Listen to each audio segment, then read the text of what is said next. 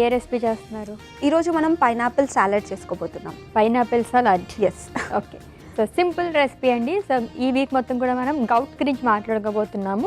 ఇందులో భాగంగానే pineapple salad prepare చేస్తారంట. దీనికి కావాల్సిన పదార్థాలు ఏంటి ఇప్పుడు చూద్దాం. పైనాపిల్ సలాడ్కి కావాల్సిన పదార్థాలు: పైనాపిల్ ముక్కలు, దానిమ్మ గింజలు, కీరా ముక్కలు, కొత్తిమీర, ఆలివ్ ఆయిల్, నిమ్మరసం, చిల్లీ ఫ్లేక్స్. సో పైనాపిల్ సలాడ్కి కావాల్సిన పదార్థాలు చూసాం కదండి. ప్రాసెస్లోకి అయితే వెళ్ళిపోతాం. ఓకే, ఇంగ్రీడియంట్స్ కూడా చాలా తక్కువే ఉన్నాయి. అండ్ ఏ ఇంగ్రీడియంట్స్ ఏ విధంగా ఉపయోగపడుతుంది చెప్పండి. సో జనరలీ మనం గౌట్ ఉన్నప్పుడు ఎక్కువగా ప్యూరిన్ రిచ్ ఫుడ్స్ అవాయిడ్ చేయమని చెప్తాం అశ్విని, బికాజ్ ఈ ప్యూరిన్స్ అనేవి ఎక్కువగా నాన్ వెజిటేరియన్ సోర్సెస్లోనే ఉంటాయి అన్నమాట. సో ఎక్కువగా మనం వైటమిన్ సి ఇంకా వైటమిన్ బి తీసుకోవాలి. అండ్ ఇన్ఫ్లమేషన్ అనేది ఎక్కువగా ఉంటుంది గౌట్ ఉన్నప్పుడు. సో ఇన్ఫ్లమేషన్ని తగ్గించే పదార్థాలు ఎక్కువగా తీసుకోవాలన్నమాట. సో అందుకే మనం ఇక్కడ పైనాపిల్ తీసుకున్నాం. పైనాపిల్ ఏంటి అంటే మనకి బ్రోమిలిన్ అనే ఎంజైమ్ ఉంటుంది. సో ఈ బ్రోమిలిన్ ఎంజైమ్ ఏం చేస్తుందంటే మనకి ఏదైతే ఇన్ఫ్లమేషన్ ఉంటుందో ఆ ఇన్ఫ్లమేషన్ని తగ్గించడానికి ఇది బాగా హెల్ప్ అవుతుంది అనమాట. సో ఇంకా పోమోగ్రానైట్ సీడ్స్ కూడా మనకి యాంటీ ఇన్ఫ్లమేటరీ ప్రాపర్టీస్ ఎక్కువగా ఉంటాయి.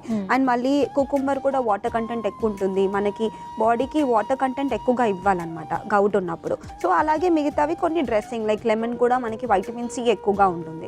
సో అందుకని pineapple salad specially gouty arthritis వాళ్ళకి చాలా బాగా హెల్ప్ అవుతుంది అనమాట. సో ప్రాసెస్లోకి వెళ్ళిపోదామా? ఎస్. ఏం చేయాలి ఫస్ట్? సో ఫస్ట్ మనం బౌల్ తీసుకుందాం అశ్విని.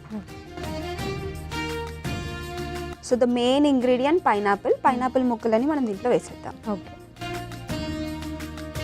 నెక్స్ట్ మనం కీరా దోసకాయ ముక్కలను యాడ్ చేసేద్దాం.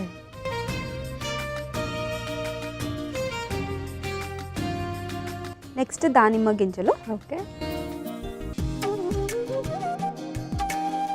ఇప్పటి వరకు వేసినవన్నీ కూడా దీంట్లో మనకి వాటర్ కంటెంట్ అనేది ఎక్కువగా ఉంటుంది కదా? ఎస్, వాటర్ కంటెంట్ ఎక్కువగా ఉంటుంది. ఎందుకంటే వాటర్ కంటెంట్ ఎక్కువగా తీసుకోవాలి కాబట్టి.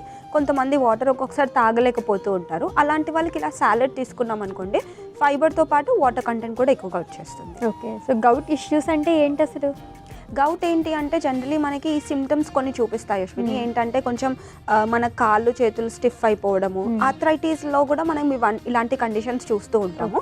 సో గౌట్లో స్పెషల్లీ ఏంటి అంటే మనకి బొటమనేల దగ్గర ఈ క్రిస్టల్స్, యూరిక్ యాసిడ్ క్రిస్టల్స్ ఏవైతే ఉంటాయో అవి ఎక్కువగా ఫార్మేషన్ అయిపోతాయి అన్నమాట. సో ఆ ఏరియాలో రెడ్నెస్ ఎక్కువగా ఉండడం, అంటే జనరలీ నడవడంలో ఇబ్బంది కానీ, అండ్ షూ వేసుకునేటప్పుడు కరెక్ట్గా ఉండదు అనమాట పొజిషన్, చాలా నొప్పిగా ఉండడము. జనరలీ మనకి ఏదైనా ఒక గ్లాస్ ఐటమ్ విరిగిపోతే కింద చిన్న చిన్న ముక్కలు ఎలా పడతాయి, క్రిస్టల్స్ అనేవి అంత షార్ప్గా ఉంటాయి. ఓకే. సో కొంచెం నడిచినా కానీ చాలా విపరీతమైన నొప్పి బాధ అనేది ఉంటుందన్నమాట. ఎందుకు ఆ ఏరియాలోనే ఫామ్ అవుతుంది అలా? మోచేతుల్లో కానీ, మోకాల్లో కానీ, ఇలా యాంకిల్స్, వ్రిస్ట్ జాయింట్స్లో కూడా ఫార్మేషన్ అవుతుంది. బట్ ఎక్కువగా ఈ గౌట్ అనేది ఓన్లీ బొటమనేల దగ్గర ఎక్కువగా ఫార్మేషన్ అవుతుంది అన్నమాట. ఓకే. సో కొంతమందికి యూరిక్ యాసిడ్ లెవెల్స్ ఎక్కువగా పెరిగినా కానీ తెలియదు అనమాట. సో దానికి మనం డయాగ్నోస్ చేసుకుంటేనే దీనికి ఓకే యూరిక్ యాసిడ్ ఎక్కువ ఉన్నాయి, ఫ్యూచర్లో నాకు గౌట్ వస్తుంది అని అర్థం చేసుకోవచ్చు. ముందుగా కూడా తెలుసుకునే ఛాన్సెస్ అయితే ఉంటాయి. ఎస్. ఓకే. నెక్స్ట్ కొత్తిమీరని యాడ్ చేద్దాం. కొంచెం ఆలివ్ ఆయిల్. ఓకే. స్పూన్ వేస్తాం.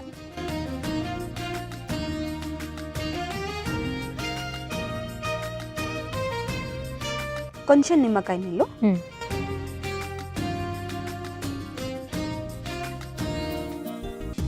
కొంచెం చిల్లీ ఫ్లేక్స్. ఓకే.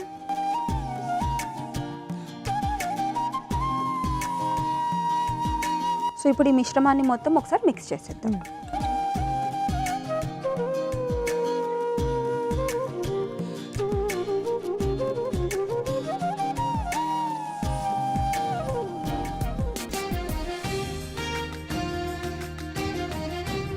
గౌట్ గురించి మాట్లాడుకుంటున్నాం కదా, దాంట్లో ప్రాబ్లమ్స్ ఉంటే మనకి క్రిస్టల్స్ ఫామ్ అవుతాయని చెప్పేసి అన్నారు. అవే కాకుండా అదర్ ఇష్యూస్ కూడా వస్తాయా? అదర్ ఇష్యూస్ అంటే బాడీలో ఇన్ఫ్లమేషన్ అనేది ఎక్కువగా ఫార్మేషన్ అవుతుంది అశ్విని. అంటే చాలామంది ఆర్థరైటిస్ కండిషన్స్లో ఎలాంటి ఇబ్బందులు వస్తాయో గౌట్ ఆర్థరైటిస్లో కూడా అలాంటి ఇబ్బందులే వస్తాయి అన్నమాట. అంటే జనరలీ ఒక పెన్ పట్టుకొని రాయడంలో ఇబ్బంది, ఇలా జనరలీ ఆర్థరైటిస్లో వస్తుంది. అలాగే గౌట్లో కూడా ఈ స్టిఫ్నెస్ అనేది ఎక్కువగా ఉంటుందన్నమాట. కొంతమందికి ఏంటి అంటే నడవలేకపోవడం, ఇవే కండిషన్స్ కాకుండా ఈ స్టిఫ్నెస్ అనేది ఎక్కువగా ఉంటుంది రాయడంలో, నడవడంలో, ఇంకా ప్రతి ఒక్క కండిషన్స్ అనేవి మనకి గౌటీ ఆర్థరైటిస్లో ఉంటుందన్నమాట. ఓకే. సో ఇది ఆల్మోస్ట్ రెడీ అయిపోయింది అశ్విని. ఇప్పుడు మనం ప్లేటింగ్ చేసుకుందాం. ఓకే.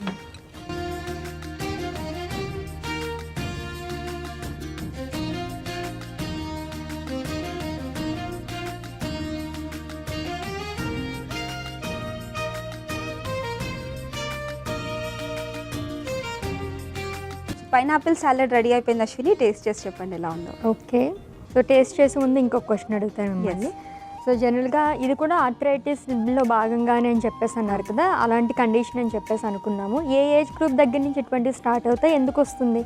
సో జనరలీ మనకి ఇది ఎర్లీ ఏజ్లో కూడా చాలామందికి వస్తుందన్నమాట. కొంతమందికి ఎక్కువగా నాన్ వెజిటేరియన్ తినే అలవాటు ఉంది, అండ్ కొంతమందికి గేమ్ మీట్స్ అంటారు, అంటే మనకి బయట ఇలా డిఫరెంట్ కైండ్స్ ఆఫ్ మీట్స్ అంటే హంట్ చేసి తీసుకుంటారు కదా, లైక్ ఇప్పుడు ర్యాబిట్ తినే అలవాటు ఉంటుంది కొంతమందికి, ఇంకా పావురాలని ఇలా కూడా తింటారు. ఇవన్నిటిని మనం గేమ్ మీట్స్ అంటాం. దీంట్లో ప్యూరిన్ కంటెంట్స్ ఎక్కువగా ఉంటాయి అన్నమాట. సో ఇలాంటివి ఎక్కువ తీసుకున్న వాళ్ళకి కూడా వస్తుంది. సో ఎర్లీ ఏజ్లో అయితే మనం ఒక 30+లోనే ఈ కండిషన్ అనేది చూస్తూ ఉంటాము. లేదంటే ఒక 40 తర్వాత ఈ కండిషన్ ఒక్కొక్కసారి పెరుగుతుంది. అంటే ఇలా నాన్ వెజ్ తినని వాళ్ళకి కూడా గౌట్ వచ్చే ఛాన్సెస్ ఉంటుందన్నమాట. ఎప్పుడైతే వాళ్ళు బయటవి ఎక్కువగా ఫుడ్స్ కన్జ్యూమ్ చేస్తారో, లైక్ ఫ్రక్టో కార్న్ సిరప్ అంటారు కదా, ఫ్రక్టోస్ కార్న్ సిరప్ కానివ్వచ్చు, ప్యూరిన్స్ కానివ్వచ్చు, బయట ఏవైనా ఫుడ్ ఐటమ్స్ ప్రాసెస్డ్ ఫుడ్స్ ఎక్కువగా తీసుకున్నా కానీ ఈ గౌట్ ఆర్థరైటిస్ వచ్చే ఛాన్సెస్ ఉంటుందన్నమాట. ఓకే, సో ముందే దీన్ని డయాగ్నోస్ చేసుకుంటే ఫ్యూచర్లో ఇంకా ఎక్కువ ప్రాబ్లం రాకుండా ఉంటుంది. ఓకే, సో టేస్ట్ చేస్తాను నేను. పైనాపిల్ సలాడ్ అయితే ప్రిపేర్ అయిపోయిందండి. సో టేస్ట్ చేసే ముందు దీనికి కావాల్సిన పదార్థాలు, తయారీ విధానం ఒకసారి చూద్దాం. పైనాపిల్ సలాడ్కి కావాల్సిన పదార్థాలు: పైనాపిల్ ముక్కలు, దానిమ్మ గింజలు, కీరా ముక్కలు, కొత్తిమీర, ఆలివ్ ఆయిల్, నిమ్మరసం, చిల్లీ ఫ్లేక్స్. పైనాపిల్ సలాడ్ తయారు చేసుకునే విధానం: ముందుగా మిక్సీ బౌల్ తీసుకుని అందులో పైనాపిల్ ముక్కలు, కీరా ముక్కలు, దానిమ్మ గింజలు, కొత్తిమీర, ఆలివ్ ఆయిల్, నిమ్మరసం, చిల్లీ ఫ్లేక్స్ వేసి కలుపుకొని సర్వింగ్ ప్లేట్లోకి తీసుకుని సర్వ్ చేసుకోవాలి. అంతే, పైనాపిల్ సలాడ్ రెడీ.